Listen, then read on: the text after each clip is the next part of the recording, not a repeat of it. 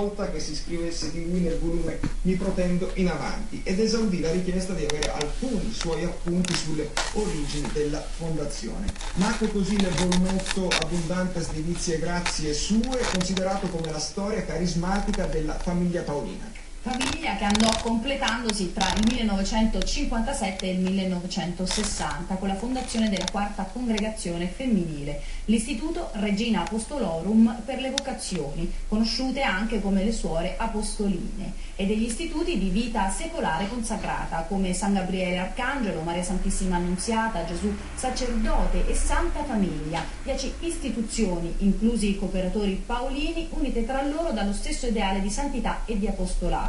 L'avvento di Cristo, via, verità e vita nel mondo mediante gli strumenti della comunicazione sociale. E negli anni dal 1962 al 1965 Don Alberione è protagonista silenzioso ma attento del Concilio Vaticano II, alle cui sessioni partecipa quotidianamente. Nel frattempo non mancano tribolazioni e sofferenze, la morte prematura dei suoi primi collaboratori, Timoteo Giaccardo e Tecla Merlo, l'assillo per le comunità estere in difficoltà e personalmente una crocifiggente scoliosi che lo tormenta giorno e notte. E le sue ultime ore furono confortate poi dalla visita e dalla benedizione di Papa Paolo VI, che mai nascose la sua ammirazione e venerazione per Don Alberione, che ascoltiamo in questo contributo dall'epoca.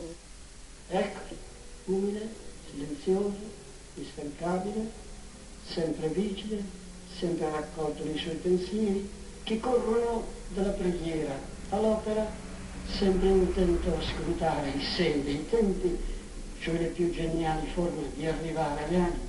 Il nostro Don Alberione ha dato alla Chiesa nuovi strumenti per esprimersi nel mondo moderno e con mezzi moderni. Questa è una commovente testimonianza che Papa Paolo VI volle dare nell'udienza concessa alla famiglia Paolina il 28 giugno del 1969, quando il fondatore aveva 85 anni.